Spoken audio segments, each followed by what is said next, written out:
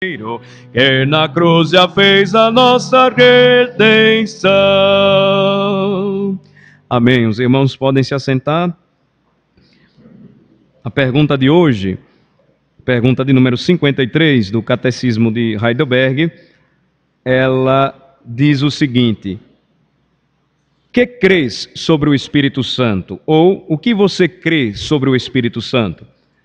A resposta é que com o eterno Pai e o Filho é verdadeiro e eterno Deus, e nos foi dado para que, pela fé verdadeira, nos tornemos participantes de Cristo e de todos os seus benefícios, e nos consola e permanece eternamente conosco.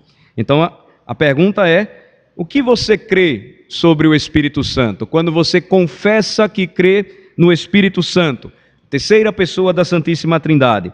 A direção, então, a orientação que nos é dada aqui e a ajuda que nós vamos ter encontrando as passagens bíblicas adequadas através do catecismo é: eu creio que com o eterno Pai e o Filho, o Espírito Santo é verdadeiro e eterno Deus. Ele nos foi dado para que, pela fé verdadeira, nos tornemos participantes de Cristo e de todos os seus benefícios. Ele também nos consola e permanece eternamente conosco. Então, quando cremos no Espírito Santo, nós afirmamos que cremos nele como a segunda ou a terceira pessoa da Santíssima Trindade e, portanto, ele é verdadeiro Deus, assim como o Pai e como o Filho. Nós também afirmamos que ele tem comunhão única com o Deus vivo e verdadeiro que subsiste em três pessoas, o Pai, o Filho e o Espírito Santo. E assim como o Pai e o Filho, o Espírito Santo, ele também possui os mesmos atributos da divindade. Quais são eles? A imutabilidade, ou seja, o Espírito Santo ele não muda. A santidade essencial, ele é total e eternamente santo. Sua onipresença, o Espírito Santo está presente em todos os lugares. Onisciência, o Espírito Santo tem todo o saber. Ele conhece a mente de Cristo, ele conhece a mente de Deus, ele conhece todas as coisas. Onipotência, o Espírito Santo é o Deus Todo-Poderoso. E, resumindo, então, ele é o verdadeiro e eterno Deus, assim como o Pai e o Filho. Ele é chamado de Paráclito na língua grega. Ele é o consolador de todo crente. Vamos olhar então as passagens bíblicas sugeridas. A primeira delas, que afirma a divindade do Espírito Santo, está em 1 João, capítulo 5. Vamos para a primeira carta de João, no Novo Testamento.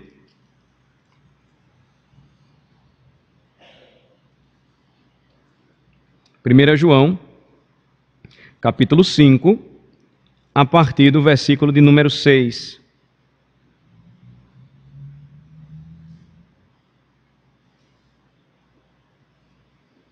Quando nós estudamos a doutrina cristã, bíblica, sobre a Santíssima Trindade, nós precisamos entender que esta é uma nomenclatura, foi um termo dado para ajudar, para auxiliar a igreja a compreender que o Pai, o Filho e o Espírito Santo são um Deus triuno. Deus é único, vivo e verdadeiro, mas ele subsiste em três pessoas distintas, porém iguais em poder, glória e majestade.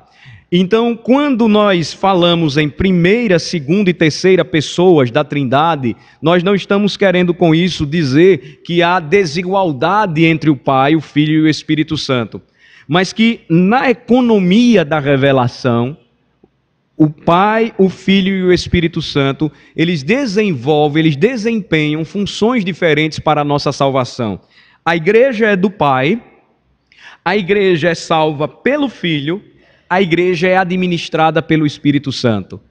A igreja é redimida ou salva pelo Pai que planeja, pelo Filho que executa a salvação, pelo Espírito Santo que aplica a salvação e administra no coração dos crentes. Então, 1 João capítulo 5, a partir do versículo 6, temos uma primeira referência aqui apontada pelo catecismo, que nos mostra o Espírito Santo comparado ao Pai e ao Filho em divindade.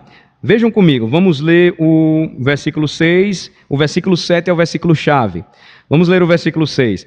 Este é aquele que veio por meio de água e sangue, Jesus Cristo, não somente com água, mas também com água e com sangue. E o Espírito é o que dá testemunho, porque o Espírito é a verdade. Pois há três que dão testemunho no céu: o Pai, a Palavra e o Espírito Santo.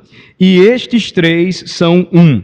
E três são os que testificam na terra: o Espírito, a água e o sangue. E os três são unânimes num só propósito. O apóstolo ele está falando sobre o testemunho a respeito de Jesus Cristo como Senhor e Salvador do seu povo. Ele diz que o testemunho de Cristo ele vem por meio de água e sangue, ou seja, Cristo, o Filho de Deus, o eterno Filho de Deus, ele se fez homem no tempo e na história. E a água simboliza a sua obra e a sua humilhação quando ele se submete a um batismo de arrependimento que seria nosso, porque ele não precisava se arrepender de nada. O sangue simboliza aquilo que o Senhor Jesus Cristo continuou a fazer por nós. A partir do momento em que ele é batizado por João, ele então inicia o seu ministério, e o seu ministério ele termina com o seu sangue sendo derramado por nós na cruz do Calvário. Isso na terra. Porque depois ele ressuscita, ressurge dos mortos ao terceiro dia, e ele então assenta-se novamente à destra do Pai, gloriosamente, de onde ele há de vir para julgar vivos e mortos. Nós aprendemos isso na Bíblia. Agora notem que o Espírito Santo tem um papel fundamental no plano de salvação do crente, do eleito de Deus, da redenção da igreja. Versículo 6 finaliza dizendo o seguinte: e o Espírito é o que dá testemunho, porque o Espírito é a verdade. E então o versículo 7 afirma claramente que no céu, três dão testemunho a respeito de Cristo: o Pai, a Palavra. Nós sabemos que João, em seu evangelho e também em sua primeira carta, se refere a Jesus Cristo como o Verbo de Deus, a Palavra de Deus, Palavra viva de Deus, e o Espírito Santo. E conclui: e estes três são um. Agora notem que o Espírito Santo e a sua presença, ela é desde toda a eternidade. Quando nós olhamos o primeiro livro da Bíblia, e eu convido os irmãos a irem para lá comigo, Gênesis capítulo 1, nós encontramos o seguinte ensinamento. Gênesis capítulo 1, do versículo 1 ao versículo 3, nós já encontramos uma referência às três pessoas da Trindade que desde a eternidade dão testemunho a respeito do Filho. E desde a gênese da criação, do começo de tudo, quando o mundo foi criado, nós encontramos a presença então das três pessoas da Trindade Santíssima. Vamos ler Gênesis 1, versículos de 1 a 3. No princípio, criou Deus os céus e a terra. A terra, porém, estava sem forma e vazia. Havia trevas sobre a face do abismo, e o Espírito de Deus pairava sobre as águas.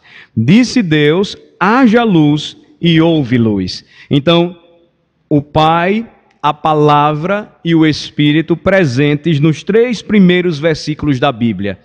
Deus, no princípio, criou os céus e a terra. O Espírito estava presente, pairando sobre as águas, e como Cristo Filho é referido na Bíblia, o chamado na Bíblia, o Verbo de Deus, a Palavra de Deus, então os estudiosos da Bíblia compreendem que o versículo 3, quando há menção de Deus dizendo haja luz e houve luz, nós encontramos então a presença do Filho de Deus, o Senhor Jesus Cristo. Nós vamos comparando esses três primeiros versículos com as outras passagens da Bíblia à medida que lemos. E nós vamos perceber, por exemplo, que João, ele deixa de maneira muito clara que o mundo foi feito por intermédio de Jesus Cristo e sem ele nada do que foi feito se fez. O mundo sustentado por Jesus Cristo, o mundo sustentado pelo Espírito de Deus, o mundo criado pelo Pai, o Senhor de tudo e de todos. Então, desde o primeiro livro da Bíblia, e esta ocorrência ela vai aparecendo à medida em que nós lemos a Escritura até o livro do Apocalipse. O Espírito Santo não é revelado como uma força, como uma energia, mas como uma pessoa. O Espírito Santo, a Bíblia diz, pode ser entristecido, sua influência pode ser apagada. O Espírito Santo tem o poder de convencer, o Espírito Santo consola.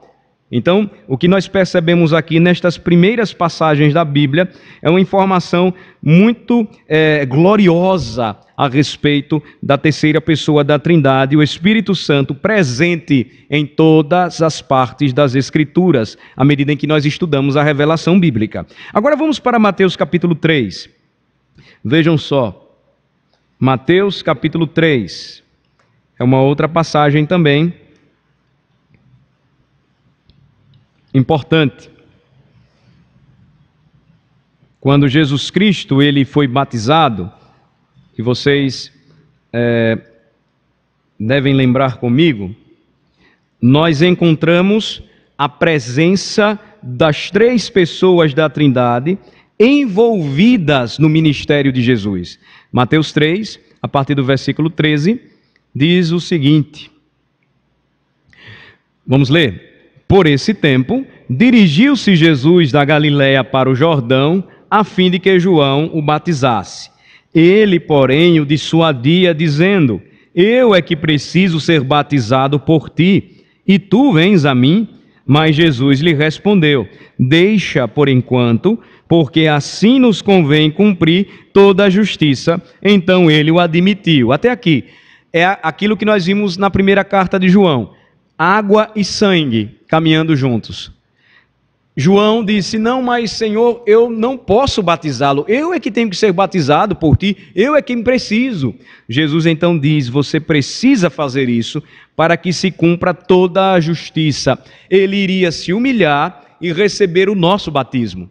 Mais adiante, o que é que nós vamos perceber? A água, ela então simboliza esta obra de Cristo, humilhando-se por nós, e o discípulo Pedro tentando impedir Jesus por mais de uma vez de que ele então derramasse o seu sangue. Não, Senhor, não vai acontecer nada contigo, eu não vou deixar.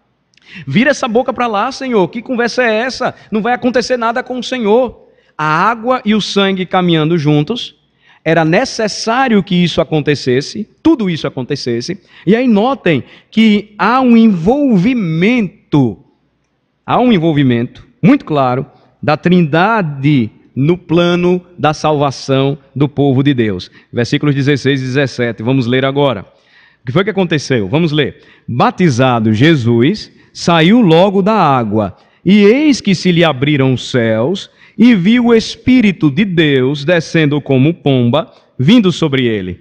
E eis uma voz dos céus que dizia: Este é o meu Filho amado, em quem me comprazo. O Filho sendo batizado, o Espírito de Deus descendo sobre ele em forma corpórea de pomba, e a voz dos céus confirmando que Jesus Cristo era o Filho unigênito do Pai. Este é o meu Filho amado, em quem me comprazo. Então, são passagens básicas onde nós notamos que o Espírito Santo é o verdadeiro e eterno Deus. Quando nós afirmamos que cremos que o Santo Espírito ele é verdadeiro Deus, nós também aprendemos na Bíblia que ele é o mensageiro de Deus, aquele que eternamente procede do Pai, que eternamente procede do Filho Jesus Cristo. Ele foi deixado na igreja e com a igreja por aquele que a instituiu, o seu cabeça e rei, o Senhor Jesus. Vejam só, Mateus 28, versículos 18 a 20. No mesmo evangelho, Mateus 28,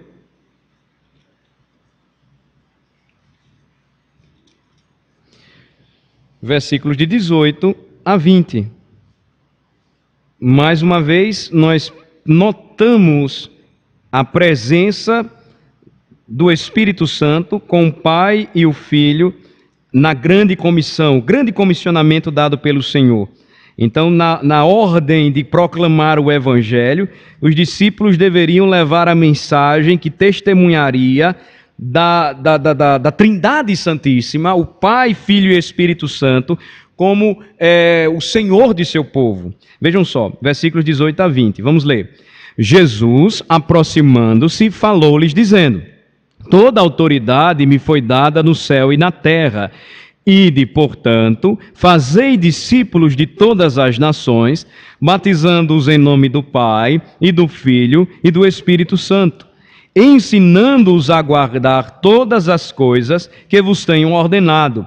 E eis que estou convosco todos os dias até a consumação dos séculos. Quando Jesus Cristo, ele prometeu que não deixaria os seus discípulos sozinhos, e nós já trabalhamos um pouco isso, quando tratamos da possibilidade de Jesus estar, claro, corporeamente, ele está presente com o Pai, ele não pode estar ao mesmo tempo lá e aqui, como nós não podemos nos separar. E a pergunta, então, ela é muito importante. Como é que isso acontece? Jesus prometeu ficar conosco, mas Jesus ressuscitou e ele continua sendo o verdadeiro Deus, mas verdadeiro homem também.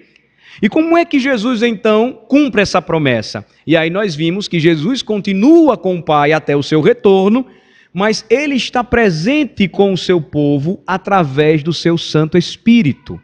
Olhem só, João capítulo 16. Vejam que interessante. Quando Jesus fala sobre este assunto no Evangelho de João,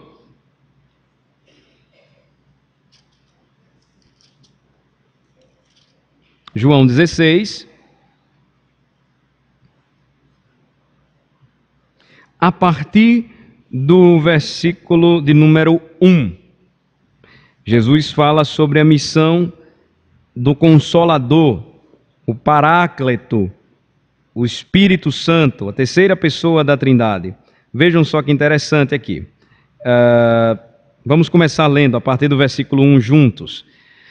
Tenho-vos dito estas coisas para que não vos escandalizeis. Eles vos expulsarão das sinagogas. Mas vem a hora em que todo o que vos matar julgará com isso tributar culto a Deus.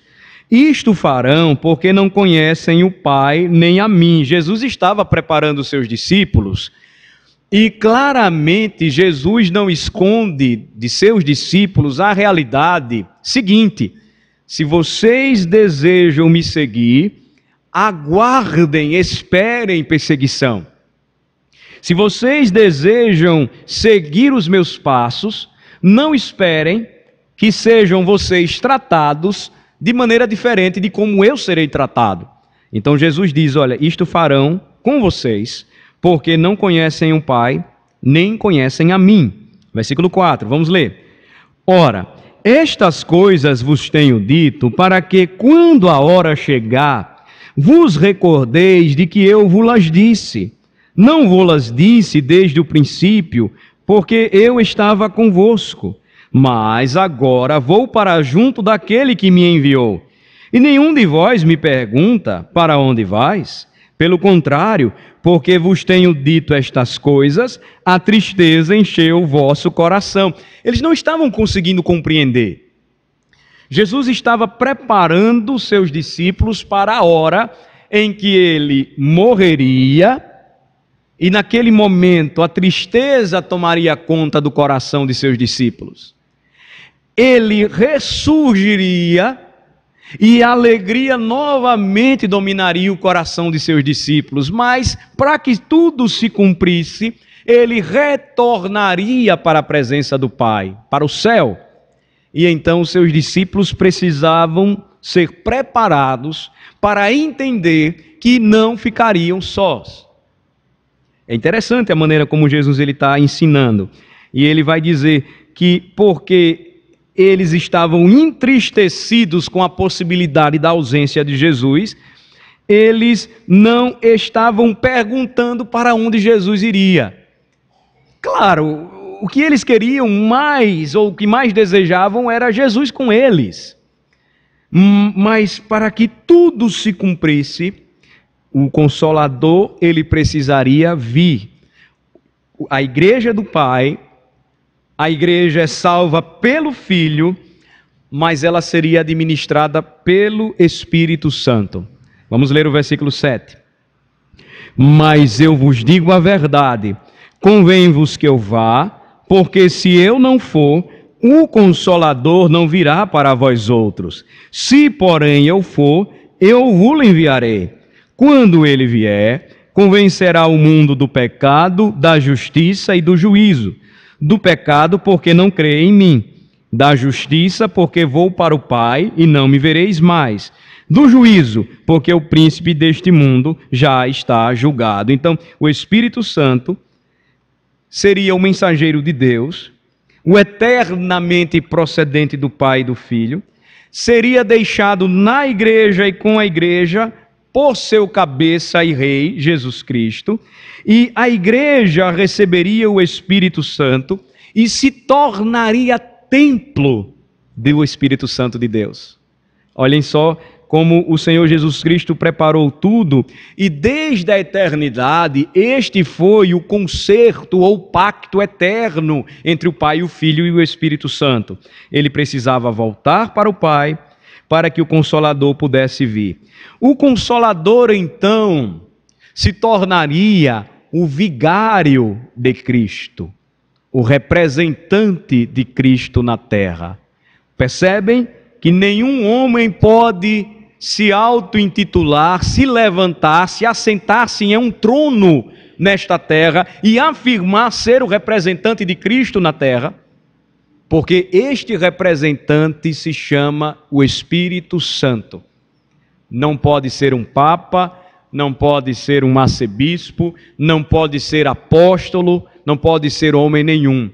Todos aqueles que fazem parte da igreja seguem o direcionamento, seguem a instrução, seguem a orientação do Espírito Santo.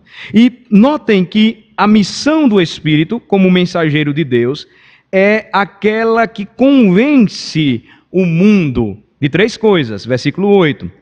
Pecado, justiça e juízo. Resumidamente, convence o homem da necessidade que ele tem de Cristo, convence o homem da necessidade que ele tem de receber a justiça de Cristo pela fé, porque senão ele estará perdido, da realidade do juízo vindouro, porque se os homens não crerem em Jesus Cristo, quando ele voltar, eles morrerão em seus próprios pecados.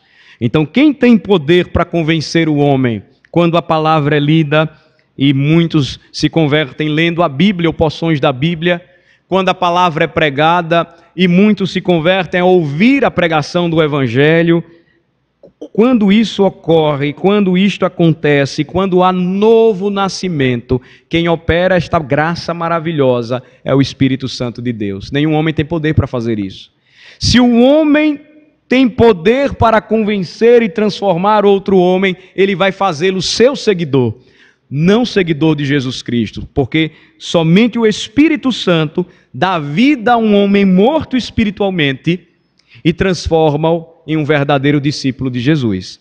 Então, continuando, o que o Senhor Jesus Cristo, ele diz ainda, e nós vamos aprender, segue a partir do versículo de número 12. Vamos ler o versículo 12? Tenho ainda muito que vos dizer, mas vós não podeis suportar agora. Quando vier, porém, o Espírito da verdade, ele vos guiará a toda a verdade, porque não falará por si mesmo, mas dirá tudo o que tiver ouvido e vos anunciará as coisas que hão de vir. Vejam só, o Espírito Santo então viria e completaria no plano de salvação, aplicando os benefícios de Cristo ao coração da igreja, aos crentes, aquilo que os discípulos não entenderiam e não compreenderiam se não fossem ensinados por ele. Eles vão entender depois o significado do Pentecostes.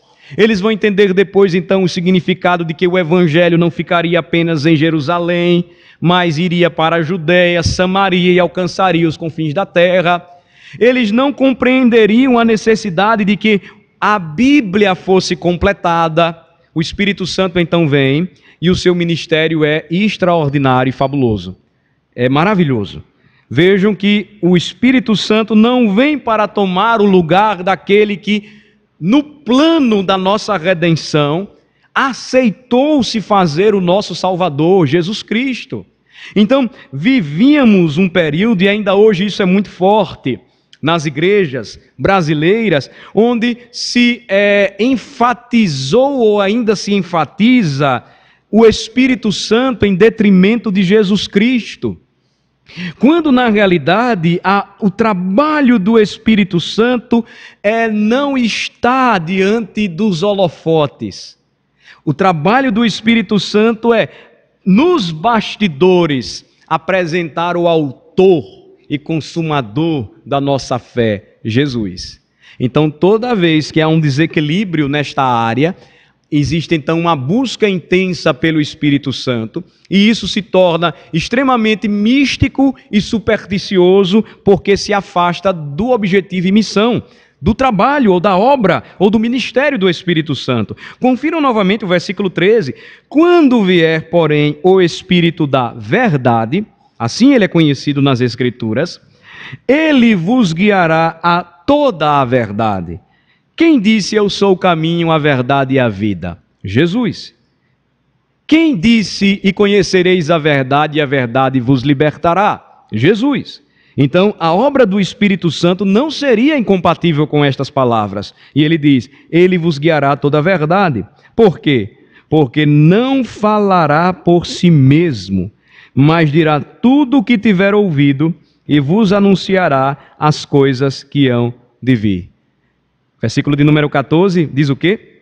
Ele me glorificará, porque há de receber do que é meu e vou-lo-á de anunciar. Então, o Espírito Santo, em seu ministério como mensageiro celestial, mensageiro de Deus, ele viria para cuidar da igreja, para cuidar dos salvos por Cristo, para gerar novos crentes, para sustentar a unidade, a santidade, a fidelidade ao Senhor, a fidelidade à palavra. Esse é o trabalho, esta é a obra do Espírito Santo. Ele viria para mover os corações e fazê-los arder pela obra missionária. Ele viria para manter tudo aquilo que Cristo ensinou. Ele não traria nada diferente, mas ele mostraria e faria com que os crentes lembrassem de tudo aquilo que Cristo falou. Por isso que nós vamos notar, por diversas vezes, os apóstolos escrevendo e tratando daquilo que eles aprenderam de Jesus. E como é que eles lembravam de tudo aquilo? Eles foram inspirados pelo Espírito Santo de Deus. Por isso que toda a Escritura é inspirada por Deus. Os discípulos, eles escreveram sob a supervisão do Espírito Santo, registrando tudo aquilo que é necessário para a nossa salvação. Vamos para o Evangelho de João, ou ainda no Evangelho de João, perdão, capítulo 20, versículos 30 e 31. Temos aqui um resumo objetivo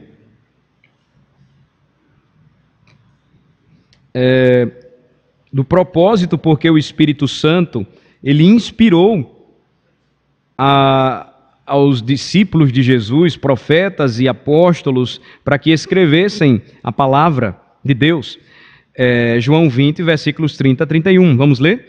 Na verdade, fez Jesus diante dos discípulos muitos outros sinais que não estão escritos neste livro. Estes, porém, foram registrados para que creiais que Jesus é o Cristo, o Filho de Deus, e para que, crendo, tenhais vida em seu nome. Então, o Espírito Santo habitando no crente, ele traria confiança ao crente, animaria o crente em sua peregrinação terrena, fortaleceria o crente diante das dificuldades, da dura provação. O Espírito Santo, ele consolaria a igreja Ele consolaria de maneira ou de forma que jamais nos sentíssemos desamparados. O Espírito Santo, ele faria isso através da renovação em nossas mentes do conhecimento da palavra de Jesus Cristo. Por isso que é tão importante, irmãos, entendermos o seguinte: quando caminhamos com Cristo e pelos caminhos da providência de Deus, nós experimentamos na provação, nós experimentamos em nossa peregrinação diversas situações e experiências de vida. E muitas delas que edificam a nossa alma e que, quando testemunhamos com gratidão, também edificam a fé dos nossos irmãos. Não podemos tomar essas experiências e torná-las doutrina. O grande problema hoje é que homens tomam as suas experiências e querem torná-las doutrina. Então se substitui a pregação, e o objetivo do Espírito Santo é levar o homem à verdade. E a verdade está revelada, a verdade está na Bíblia. E então eles fecham a Bíblia e começam a contar histórias, histórias, histórias e mais histórias. Experiências não salvam. Experiências, quando experimentadas de fato pelo crente, servem para fortalecê-lo, para ensiná-lo e para encorajar outros crentes. Mas nunca podem ser usadas como doutrina, e elas nunca terão poder para salvar ninguém. Quem salva é só Jesus, e Jesus salva através da sua palavra. Notem que os discípulos viram Jesus fazendo muitos outros sinais que não estão escritos nos livros da Bíblia. Mas os que o Espírito Santo inspirou estes homens a registrar, foram registrados com uma finalidade muito prática, para que eles pudessem crer que Jesus é o Cristo, o Filho de Deus, e para que, crendo, tenhais vida em seu nome. Então, o que devemos fazer? Pregar o Evangelho. O que devemos fazer? Ensinar o Evangelho. Não viver segundo experiências ou buscar experiências, mas entender que pelos caminhos da providência de Deus Ele vai nos fazer experimentar muita coisa, mas nenhuma delas a parte daquilo que Ele já escreveu e do manual celeste, divino, pelo qual nós devemos viver. Mas no próximo estudo nós vamos prosseguir e vamos ver ainda mais, vamos continuar estudando. Vamos parar por aqui. Vamos orar ao Senhor. Senhor, nosso Deus e nosso Pai, agradecemos pelo Santo Espírito da promessa. Agradecemos porque o Senhor, Deus triuno, Pai, Filho e Espírito Santo, sempre esteve desde a eternidade envolvido na causa da nossa salvação, da salvação do seu povo. De forma que, Senhor, podemos ver claramente como o Pai é revelado aquele que planejou toda a nossa salvação. Podemos ver como o Filho, Jesus Cristo, é o executor, aquele que veio e cumpriu este plano, sendo Ele o nosso Salvador, sendo Ele o nosso sacrifício, sendo Ele o noivo que comprou a sua noiva, a igreja, com o seu próprio sangue. Nós vemos o Espírito Santo, o Consolador, aquele que é o mensageiro do Senhor, o representante de Jesus Cristo na terra, aquele que inspirou as Escrituras, aquele que regenera os homens, aquele que transforma os corações, que santifica, que anima, que encoraja, que exorta, aquele que se fez morada nos crentes, de forma que hoje nós somos chamados templos do Espírito Santo. Nós bendizemos ao Senhor e agradecemos porque sem o Teu Espírito Santo em nós e presente no meio da igreja, jamais teríamos a promessa de que seríamos alcançados e a promessa de que o Senhor estaria conosco todos os dias até a consumação do século. Jamais teríamos a promessa de que o Senhor um dia há de voltar para resgatar gloriosamente a sua igreja. Ó Senhor, abençoa-nos e consola-nos, fazendo-nos lembrar que o Senhor jamais nos deixaria sozinhos. Continuas conosco E porque nós temos o Espírito, e este Espírito testifica com o nosso Espírito que somos os teus filhos, nós sabemos em quem temos crido e estamos certos de que tu és poderoso para guardar o nosso tesouro até aquele dia. Nós louvamos ao Senhor e agradecemos porque até mesmo a compreensão, a iluminação que temos e o entendimento que recebemos das Escrituras Sagradas é uma dádiva do teu Santo Espírito. Em nome de Jesus. Amém.